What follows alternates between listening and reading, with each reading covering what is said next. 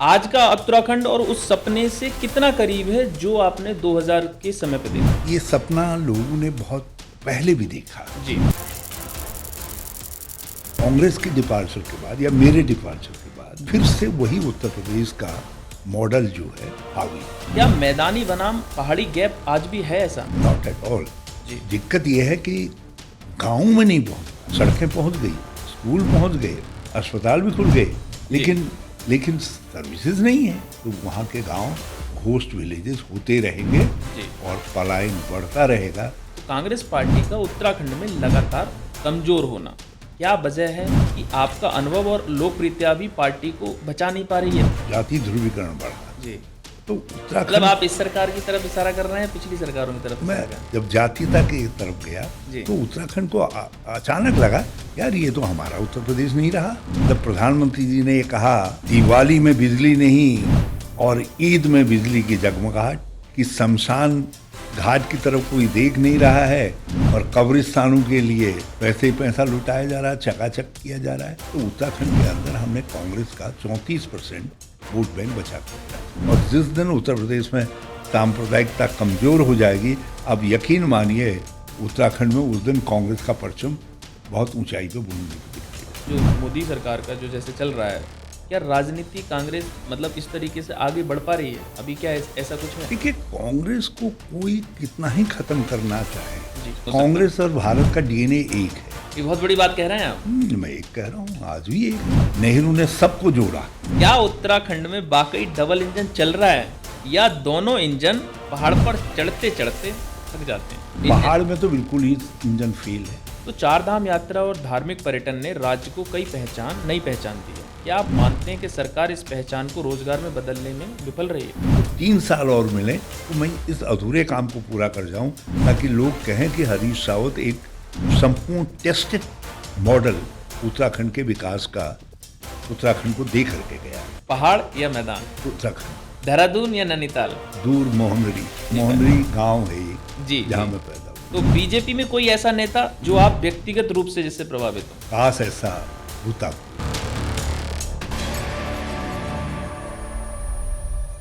नमस्कार, आप देख रहे हैं दी डेमोक्रेसी। आज हमारे साथ उत्तराखंड की राजनीति की सबसे अनुभवी और जमीनी नेता पूर्व मुख्यमंत्री हरीश रावत जी हमारे साथ मौजूद हैं। किसान से लेके पहाड़ तक और धर्म से लेके विकास तक हर मुद्दे पर आज हम उनसे बात करेंगे। तो पूर्व मुख्यमंत्री जी हरीश रावत जी का हम स्वागत करते हैं अपने पॉडकास्ट के लिए। आपका बहुत बहुत स्वागत है हमारे साथ। बहुत शुभकामनाएं आपको। धन्यवाद। तो हम शुरुआत करते हैं उत्तराखंड की राजनीति में आपका सफर से। तो रावत जी, अब थोड़ा ये बताइए, आपने उत्तराखंड के गठन के बाद, यानी कि उत्तराखंड का जब गठन होता है उसके बाद राजनीति को बदलते देखा है। आज का उत्तराखंड और उस सपने से कितना करीब है जो आपने 2000 के समय पे देखा था? देखिए, ये सपना लोगों ने बहुत पहले भी देखा। जी। मैं समझता हूँ आज़ादी के तत्काल बाद से कुछ लोगों ने देखना प्रारंभ किया। जी। एक लंबा इतिहास है। जी। फिर 8 जिलों से हम उत्तराखंड की तरफ बढ़े। जी। हमने उसमें हरिद्वार इसको भी सम्मिलित करवाने की बात रखी। लोगों का धारणा ये थी कि हम उत्तर प्रदेश से अलग जी। एक अपना मॉडल बनाएंगे राज्य का, जी। जो उत्तराखंडी मॉडल के रूप में होगा। जी। और कुछ प्रेरणा हम हिमाचल के मॉडल से लेते थे। जी। बल्कि कुछ हमारे जैसे भी लोग थे जिन्होंने सिक्किम को भी देखा था, जिसने नॉर्थ ईस्ट को बदलते देखा था। तो हम उनके मॉडल की भी कुछ चीज़ों को अपने उसमें आत्मसात करना चाहते थे। 2017 में कांग्रेस के डिपार्चर के बाद या मेरे डिपार्चर के बाद फिर से वही उत्तर प्रदेश का मॉडल जो है हावी है। उत्तर प्रदेश से ऐसा नहीं कि हमारी कोई कंपटीशन है, मगर लोगों ने उत्तर प्रदेश से अलग होने की कल्पना ही इसलिए की। उत्तर प्रदेश ने, नहीं तो आप ये लगाइए, लगभग उत्तर प्रदेश के आधे राजनीतिक जीवन में उत्तराखंड के लोग ही मुख्यमंत्री रहे। आज भी मुख्यमंत्री हमेशा उत्तराखंड के शुरू से लगातार, तो और कई बार के मुख्यमंत्री रहे हैं। उत्तर प्रदेश ने हमको मुक्त हस्त स्वीकार किया और मुक्त हस्त ऊपर आगे बढ़ाने का काम किया।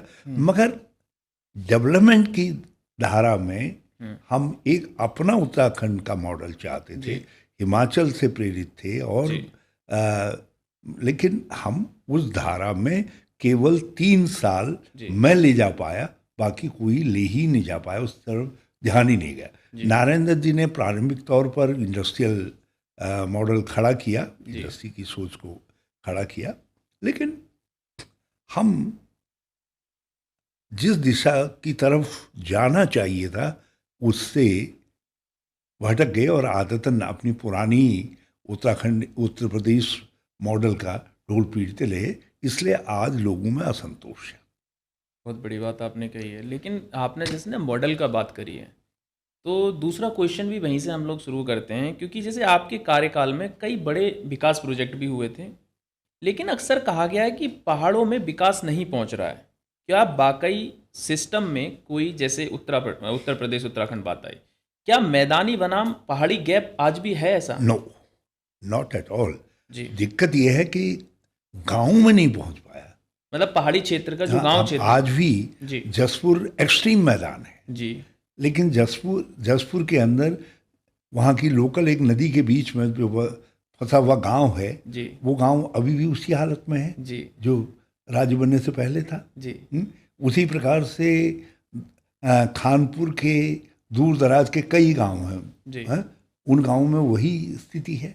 जी। आज भी लक्सर के अंदर कुछ गांव हैं जो गांव गंगा के किनारे हैं, और जब मैंने तटबंध बनाया तो उसके बाद उनकी खेती कहीं पनप पाई, जी। नहीं तो वो केवल एक खेती ले करके जी। अपना जीवन यापन कर रहे थे। बड़ी भारी गंगदासपुर आदि दूसरे गांव जो है, जी। तो दल्ला वाला, बाला वाला, ये सब बहुत सारे गांव हैं।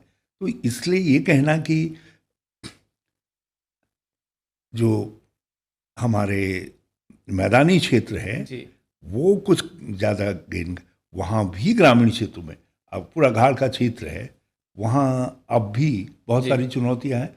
और जी। पहली बार मैंने जब एक सड़क बनाई, उसमें 14 पुल बनाए, जी। नहीं तो उससे पहले वहाँ की ज़मीनों को कोई 50,000 रुपया बीघा और 1 लाख रुपया बीघा खरीदने को तैयार नहीं होता था। जी। जी। लोग बूझ के भाव अपनी ज़मीनों को बेचने का काम करते थे। जी। आज अब थोड़ा बदली तासी, लेकिन अब भी वहाँ बहुत कुछ करने को बाकी है। उसी तरीके से जो हमारे दूर दराज के, चाहे अल्मोड़ा, बागेश्वर, चंपावत, जी। उत्तरकाशी, टिहरी, पौड़ी, रुद्रप्रयाग, हाँ भी बहुत सारे क्षेत्र ऐसे हैं, सड़कें पहुँच गई, स्कूल पहुँच गए, अस्पताल भी खुल गए, लेकिन सर्विसेज नहीं है, टीचर नहीं है, कहीं अस्पतालों में चिकित्सक नहीं है। मतलब विकास तो पहुंचा, लेकिन उसको ऑपरेट करने के लिए सिस्टम नहीं। हाँ, कहने का मतलब ये है। आपने अब आज हालत ये है जी। कि वहाँ भुताहा गांव, घोस्ट विलेजेस की जी। संख्या बढ़ रही है। जी। वाइब्रेंट विलेज का कितना बड़ा नारा ये जी। दें, लेकिन उस दिशा में कुछ हो नहीं रहा, केवल नारे हैं, जुमले हैं, जी। कुछ हो नहीं रहा है। तो जब तक हम अपने ये दूर दराज के गाँवों को जी। एक छोटे प्रोडक्शन हाउस में नहीं बदलते हैं, जी। वहाँ लोकल प्रकृति और परिवेश, वहाँ की मिट्टी, वहाँ की संस्कृति, वहाँ के इंटेलेक्ट, वहाँ की मैन पावर, उस सब का एक समन्वित मॉडल तैयार करके जी। उस मॉडल के आधार पर हम आगे नहीं बढ़ते हैं, तो वहाँ के गांव घोस्ट विलेजेस होते रहेंगे जी। और पलायन बढ़ता रहेगा, बेरोजगारी बढ़ती रहेगी, और राज्य एक समस्याग्रस्त राज्य के रूप में जी। आगे चलता जाएगा। यहाँ एक full stop, no to now जी। ओल्ड मॉडल, जी। लेट्स हैव अपना उत्तराखंडी मॉडल। जी। एक वहाँ की जनता, वहाँ के मिट्टी को जो स्वीकार्य है, वहाँ के परिवेश के जो अनुकूल है, जो वहाँ के लोगों की क्षमता के अनुकूल है, हमको उस मॉडल को आगे लेकर के आना पड़ेगा। चाहे वो, ठीक है, तुमको हरीश रावत नाम पसंद नहीं है जी। तो छोड़ दो उसको, हरीश रावत मॉडल को भूल जाओ। मतलब आपका कहने का मतलब है कि विकास, कांग्रेस नाम पसंद नहीं है तो कांग्रेस मॉडल 2014, 15, 16, 17 कुछ भूल जाओ जी। आप उसका नाम बदल दो, जैसा आप बदल रहे। हमारे धामी जी ने जो है हमारी मेरा गांव मेरी सड़क योजना थी, जिसमें हमने 370 सड़कें बना दी, छोटे वहाँ के, बिना पर्यावरण को, परिवेश को नुकसान के हर गांव को कनेक्टिविटी देने का काम जो हम आगे बढ़ा रहे थे, उन्हें उसका नाम बदल करके मुख्यमंत्री सड़क योजना कर दिया। मतलब आप नाम बदल दो, हमें कोई दिक्कत नहीं है, मगर योजना वही है, नाम बदले गए हैं सिर्फ, देखा जाए। लक्ष्य और सीरत मत बदलो। अब सीधे कहने का मतलब है कि योजनाएं कुछ भी रहे, विकास कुछ भी रहे, लेकिन मेन है कि उत्तराखंड का विकास कैसे हो, आप उसमें पूरा सहयोग नहीं, देना उसके चाहते साथ लोगों को जोड़िए। हैं। जी जो लक्ष्य पुरुष है, जी लक्ष्य महिला है, जी जो लक्ष्य गांव है, जो लक्ष्य परिवेश है, जो वहाँ की मिट्टी है, उसके साथ जोड़िए। जी। अब इन्होंने एक नया मॉडल बना दिया, आजकल जमीनें बेचने का मॉडल बना दिया। नहीं, हाँ ये जितने जितने एरियाज हमारे डेवलप हो रहे हैं, जी जी जो अच्छे स्पॉट्स हैं, टूरिस्ट स्पॉट्स हैं या दूसरे ऐसे स्पॉट्स के रूप में डेवलप हो रहे हैं, वहाँ वहाँ की ज़मीनें सब बिक जा रही हैं। जी हाँ, उत्तर प्रदेश में अब भी 12.5 एकड़ से ज़्यादा कोई एक व्यक्ति नहीं रख सकता। नहीं रख सकता। और उत्तराखंड में धन्य है भाजपा, आपकी उदारता को। आपने कहा कम टू उत्तराखंड, कितना ही बाई कर लो, कितनी ही ज़मीन खरीद लो। आज उसका परिणाम है, दूर दराज के गांवों के अंदर भी जो प्राइम लैंड थी, जो फोकस लैंड थी, जी। जो भविष्य की तरक्की का आधार बनती, जो वहाँ के लोगों को उस धरती के साथ जोड़े रखने का काम करती, वो ज़मीनें सब गायब हो गई, वो बिक गई। कमर्शियल के लिए चली गई वो। देखा जाए तो व्यापार जगत के जो अलग अलग लोग आ रहे हैं, निवेश कर रहे हैं बाहर के, वो लोग आ रहे हैं, उन्होंने खरीद रखी हैं। यदि निवेश योजनाबद्ध हो तो बात समझ में आती है। आप बिना योजना के निवेश करवा दे रहे हो, और उस निवेश के साथ आप स्थानीयता को तो जोड़ ही नहीं रहो, जी स्थानीय व्यक्ति को तो केंद्र बिंदु बना ही नहीं रहो। आप निवेश केवल निवेश के नाम से करेंगे, कि ये कहने के लिए कि साहब इतना 1000 करोड़ का निवेश आ गया, जी तो वो निवेश निरर्थक है यदि उसके साथ लोकल लोग नहीं जोड़ रहे हैं, मतलब या आप वो वहाँ के परिवेश को नुकसान पहुंचा रहा है। चलिए ठीक है, ये आपने निवेश की, हम नेक्स्ट टॉपिक में इसको जरूर लेंगे इस क्वेश्चन के लिए। फिलहाल जो क्वेश्चन है, क्योंकि आपका नाम एक बहुत बड़ा नाम है उत्तराखंड की राजनीति में भी, और इस समय तो देश की राजनीति में भी। कोई हरीश रावत छोटा बड़ा नाम नहीं है, क्योंकि आपने ज़मीन पे काम किया है। आज भी आप सदर बिल्कुल सिंपल एक उसमें जाने जाते हैं, जनता के प्रति आपका बहुत झुकाव भी है, जनता भी आपको बहुत लाइक करती है। उसी क्रम में जैसे कांग्रेस, क्योंकि कांग्रेस पार्टी से हैं आप, तो कांग्रेस पार्टी का उत्तराखंड में लगातार कमज़ोर होना, क्या वजह है कि आपका अनुभव और लोकप्रियता भी पार्टी को बचा नहीं पा रही है? मतलब आपकी लोकप्रियता है वहाँ पे, ये तो क्लियर है। देखिए, आपने बड़ा ही गूढ़ प्रश्न जी उठा दिया। जी वैसे मैं इस प्रश्न का उत्तर देने के लिए सही पात्र नहीं हूँ, जी जी जी, लेकिन फिर मगर भी चूंकि आप कह चुके हैं, पूछ चुके हैं, जी जी थोड़ा छिपा करके जी जी, मैं पूरी बात नहीं कहूँगा। बिल्कुल बिल्कुल बिल्कुल, आप दो मगर शब्दों में। जी पहली बात यह है, जी हम उत्तर प्रदेश और हमारी कुछ सांस्कृतिक साझी विरासतें हैं। जी हमारी हमारे बद्रीनाथ, केदारनाथ, यमुनोत्री, गंगोत्री, जी हमारा प्रयाग, हमारा हरिद्वार, जी हमारी काशी, ये सब हमारी साझी है। जी जब उत्तर प्रदेश जातीयता की तरफ गया, जी जाति ध्रुवीकरण बढ़ा, जी, तो मतलब उत्तराखंड, आप इस सरकार की तरफ इशारा कर रहे हैं, पिछली सरकारों की तरफ मैं इशारा कर? किसी की समझ, जब जातीयता की तरफ गया जी तो उत्तराखंड को अचानक लगा, यार ये तो हमारा उत्तर प्रदेश नहीं रहा। जी उसी से राज्य का आंदोलन, अलग होने की बात उठी। जी फिर उसमें कुछ एट्रोसिटीज हो गई तो और बढ़ गई। मूल तो वहीं से अलग होने की बात चलिए लोगों की जमीन में आई जो है, जी मगर उससे वो कनेक्टिविटी,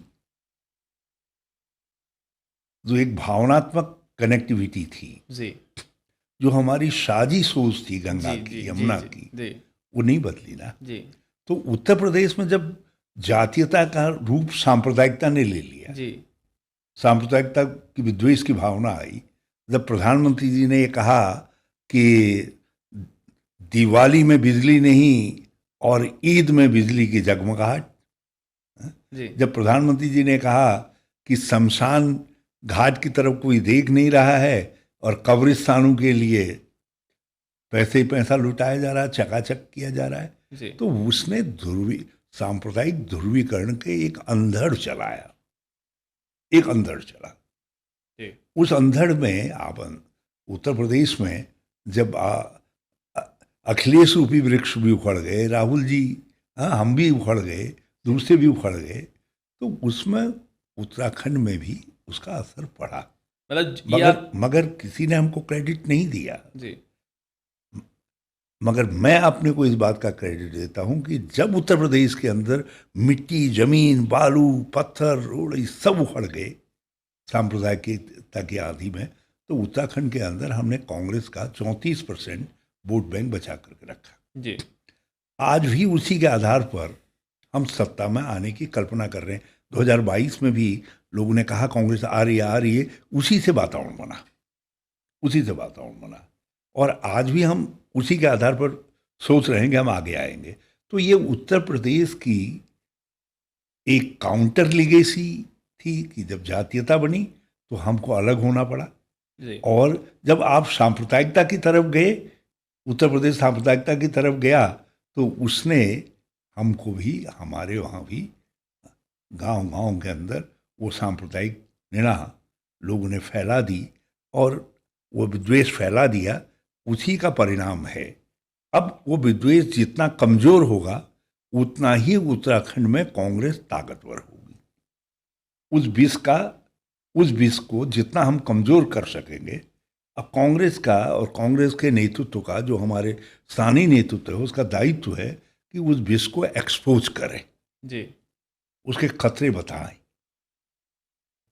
हाँ, और वो किस तरीके से उत्तराखंड के भी और उत्तर प्रदेश के भी विरोध में है, इसको हम समझाने का काम करें। और जिस दिन उत्तर प्रदेश में सांप्रदायिकता कमजोर हो जाएगी, आप यकीन मानिए उत्तराखंड में उस दिन कांग्रेस का परचम बहुत ऊंचाई पे, बुलंदी पे दिखाई देगा।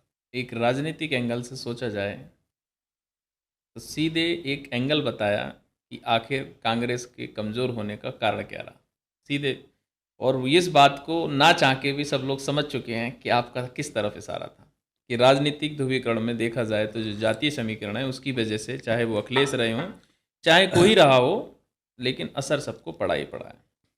तो हम बात करते हैं, जैसे उत्तराखंड की बात चल रही है, तो केंद्र में मोदी सरकार के 10 साल हो चुके हैं। क्या आप मानते हैं कि उत्तराखंड में भी कांग्रेस की राजनीति स्पेस ख़त्म, यानी कि जो मोदी सरकार का जो जैसे चल रहा है, क्या राजनीति कांग्रेस मतलब इस तरीके से आगे बढ़ पा रही है अभी? क्या ऐसा कुछ है? देखिए, कांग्रेस को कोई कितना ही खत्म करना चाहे जी, मतलब वो वट वृक्ष है जो जल्दी खत्म नहीं हो सकता। कांग्रेस और भारत का डीएनए एक है।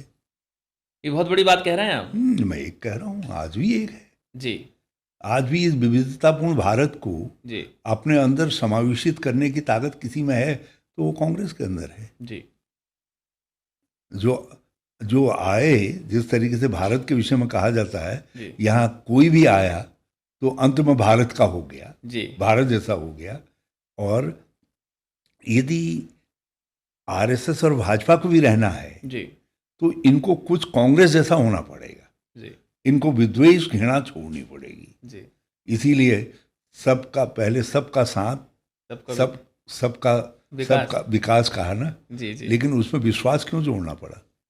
सबका साथ, सबका विकास के साथ सबका मतलब विश्वास जोड़ना पड़ा। विश्वास इसलिए जोड़ना पड़ा जी क्योंकि इनको इस बात का एहसास हुआ, जब तक हम सबका विश्वास को नहीं जोड़ेंगे, हम भारत को नहीं जीत सकते स्थायी रूप से, जो है। आपने बहुत बड़ी लेकिन आज भी ये, जिस दिन ये ईमानदारी से सबका साथ, सबका विश्वास ना विकास, सबका विश्वास लेके ईमानदारी से इम्प्लीमेंट करेंगे, उस दिन हो सकता है हमारे लिए खतरा पैदा हो जाए, चुनौती बड़ी हो जाए। जी लेकिन जब तक ये हाफ हार्टेड तरीके से ये खाली मुलम्मेबाजी हो रही है, जब तक ये जुमलेबाजी हो रही है, तब तक जो है कांग्रेस को कोई कमजोर नहीं कर सकता, क्योंकि कांग्रेस और भारत का डीएनए एक है, विविधतापूर्ण डीएनए है भारत का, जो भारत हमने इनहेरिट किया है आज़ादी की लड़ाई के बाद।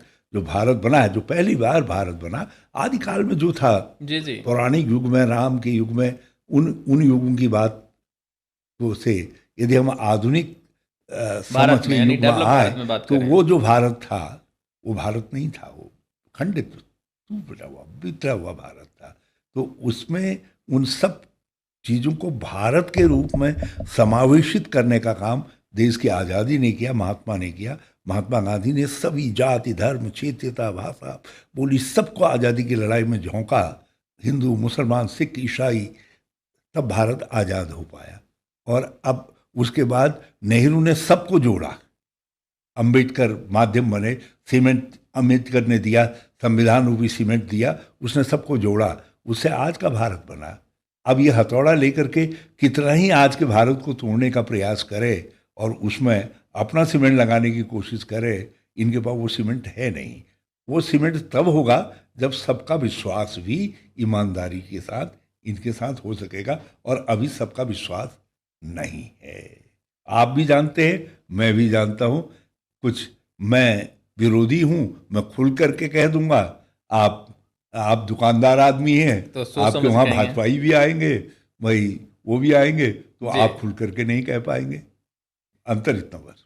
ठीक है, चलिए आपके इसी सवाल में सवाल है मेरा कि बीजेपी की डबल इंजन की सरकार है, ठीक है, केंद्र में भी उनकी है, आपके राज्य में भी उनकी है। क्या उत्तराखंड में वाकई डबल इंजन चल रहा है या दोनों इंजन पहाड़ पर चढ़ते चढ़ते थक जाते हैं? पहली बात तो ये इंजन कहीं नहीं चल रहा है, जी ढकोसला है, जी जी। सो केसिंग है। मतलब पहाड़ में तो बिल्कुल ही इंजन फेल है। मतलब चढ़ते जो मैं बात कर रहा हूँ वो थक रहा है। हाँ हाँ, उत्तराखंड में तो कब का थक गया है। जी ये ट्रिपल इंजन, फोर इंजन जो भी कह लें, जी इनके सारे इंजन फेल हैं, जी सारे इंजन फेल हैं। जब ये तो केवल एक नैरेटिव से, जी ये स्वाभाविक फ्यूल से नहीं चल रहे, एक फेक नैरेटिव से चल रहे हैं।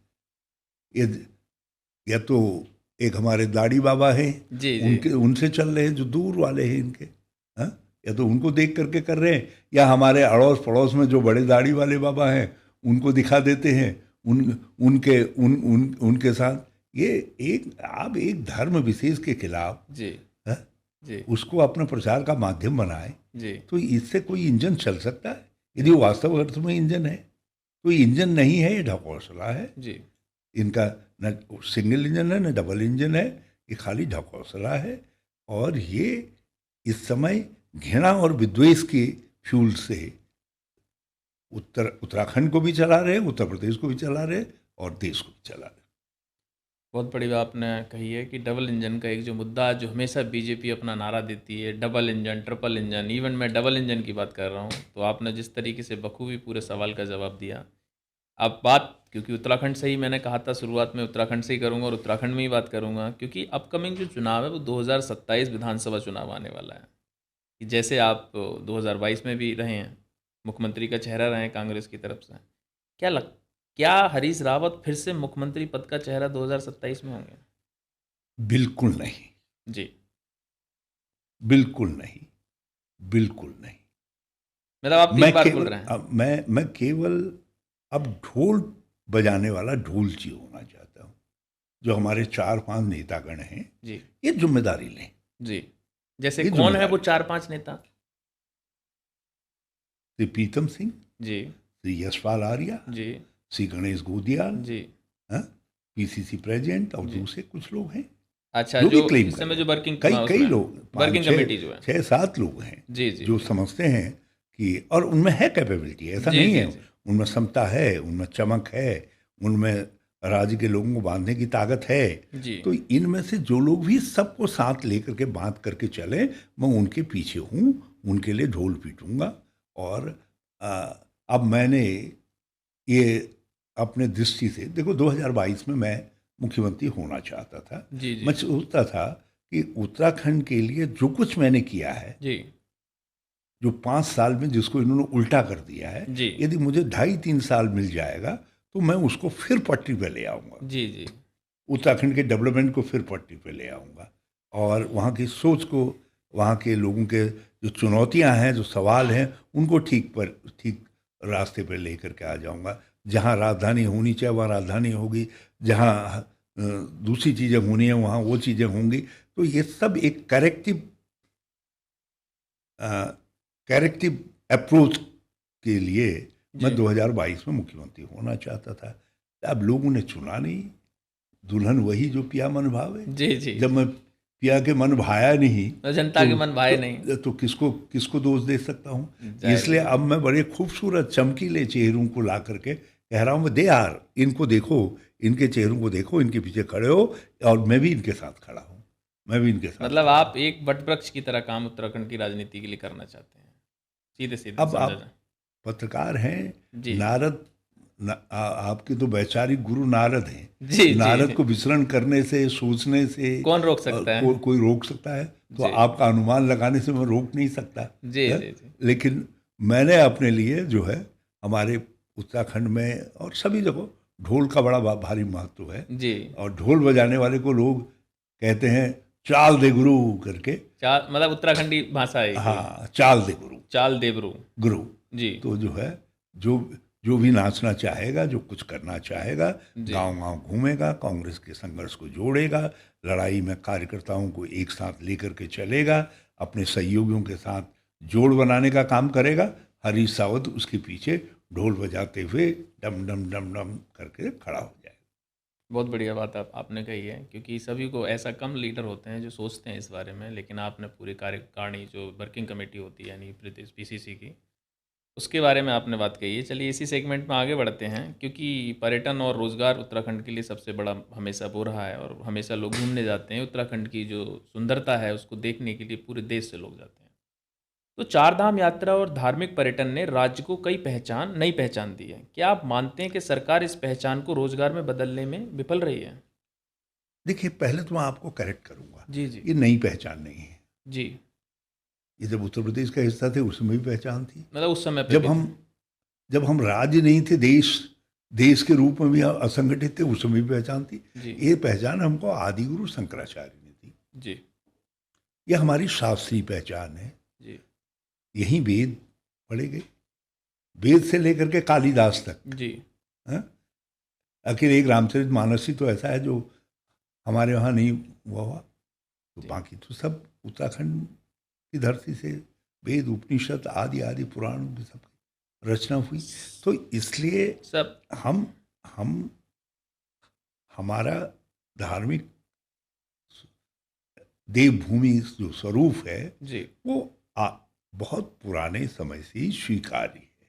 जी लेकिन हम उसका जो उपयोग होना चाहिए था, जी रोजी रोटी की बरकत में जो उसका उपयोग होना जी चाहिए था, उसका जो सांस्कृतिक उपयोग होना चाहिए था, जी वो उपयोग को हम योजनाबद्ध तरीके से नहीं कर पाए। हाँ, अब कांवड़ यात्रा है। जी हाँ, हम कांवड़ यात्रा को जिस तरीके से सिस्टमाइज तरीके से अर्थव्यवस्था के साथ लिंकअप किया जाना चाहिए था, नहीं कर पाए। अब जी नंदा रात जात होती है हमारे यहाँ बहुत बड़ी, हर साल 12 साल में, हर साल भी होती है, 12 साल में भी होती है।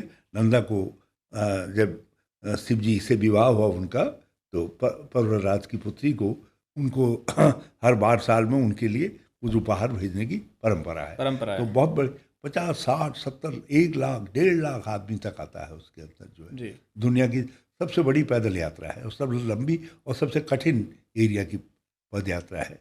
अद्भुत आकर्षण है, लेकिन उसको हम आजीविका के साथ नहीं कर पाए। उसी तरीके से हमारी 4 धाम यात्राएं हैं, दूसरे तीर्थ स्थल है। भगवान की कृपा से हर धार हर गाड़ में जो है कुछ न कुछ चमत्कार है लोगों का। तो इनको हम कैसे, इसीलिए मैंने कहा जी कि जो उत्तराखंडियत है वो इसके चारों तरफ मैंने निटप की, जी लेकिन मुझे बहुत कम समय मिल पाया। 1.5 साल रहा मैं, जब आपदा आ गई थी केदारनाथ की, भीषण आपदा थी, साथ सबसे इतनी दुनिया की सबसे बड़ी भीषण आपदा थी, बहुत बड़ी। अर्थव्यवस्था सब चौपट हो गई थी। जी 1.5 साल उसको ठीक करने में लग गया। जी 1.5 साल बाद जब मैंने ये सब शुरू किया, ये सब करना, जी तो भाजपा इतनी घबरा गई, उन्होंने मेरी सरकार ही गड़बड़ा दी। जी जब सारा दल बदल, सारे प्रयोग जो है, जो आज फैशन बन गया है, जी जो वो हमारे वहाँ से स्टार्ट किया उन्होंने, उत्तराखंड से। तो मतलब मैं जो उससे मैं फैशन का इशारा एजेंसियों की तरफ समझूं, हाँ? फैशन का इशारा एजेंसियों की तरफ समझूं। अब कुछ भी समझिए, लेकिन आज तो सभी राज्यों में दल बदल करवा दे रहे हैं। जी जी पहले दिन महाभ्रष्ट महापात की होता है, जी दूसरे दिन जो है भाजपा की लॉन्ड्री में जाकर के साफ सुथरा होकर के डिप्टी चीफ मिनिस्टर हो जाता है, MP हो जाता है। तो ये सब है, तो हम हमारी सरकार को गड़बड़ा दिया। जी मगर मैंने बहुत सारी चीज़ों को शुरुआत की। जी इसीलिए मैंने कहा ना कि 2022 में मेरे मन में आकांक्षा थी कि मेरे लोग मुझको चुने, जी अवसर दें, तो सरकार बने, तो 3 साल और मिले तो मैं इस अधूरे काम को पूरा कर जाऊं, ताकि लोग कहें कि हरीश रावत एक संपूर्ण टेस्टेड मॉडल उत्तराखंड के विकास का उत्तराखंड को दे करके गया है करके। मैं वो नहीं कर पाया, लेकिन जिंदगी में हाँ, दिल की हर मुराद पूरी हो, हाँ, ये संभव नहीं, ये कोई आवश्यक तो नहीं है। जरूरी तो इस अधूरी मुराद के साथ हम भी इस दुनिया से चले जाएंगे। बहुत सारे लोग गए हैं, तो हम मेजॉरिटी के साथ रहेंगे, क्योंकि मेजॉरिटी जो है ऐसी रहती है जिसकी मुराद पूरी नहीं होती है, तो हम भी उनमें से एक होंगे।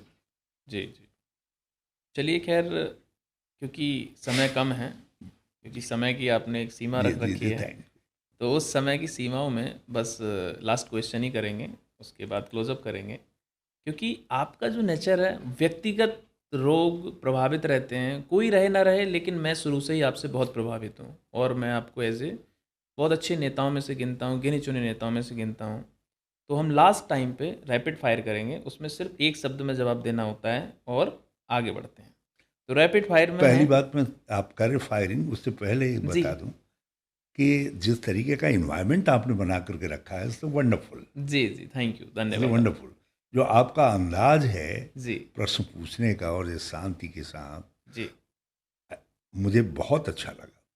I feel encouraged. Thank you so यदि मच। बल्कि समय होता मेरे पास, नहीं, मेरे तो पास मैं इतना समय आपके लिए, इतने सारे मैंने सोच के रखा था। मैं आधा केदारनाथ के बारे में मैं डिस्कस आधा करना घंटा चाहता और था। आपसे बात करता। जी जी, मैं समझ रहा हूँ, मैं आपकी व्यस्तता को देखते रैपिड हुए। फायर का मैं उत्तर दूंगा जी जी इस शर्त के साथ, जी। कभी आप मुझे फिर बुलाएंगे। अरे मैं तब आपके आपसे तसल्ली 100%, हम 1-1.5 घंटे का उस दिन करेंगे, हाँ, दोबारा आपको बुलाएंगे। मुझे बड़ा अफसोस है कि मैं कल भी आपको नहीं मीटिंग नहीं में नहीं रखा, नहीं, आज हमें भी सर। हमें अफसोस रहा कि हम आपको वहाँ Thank से you, कलेक्ट thank नहीं you. कर पाए, Now- तो हमारी भी गलती थी।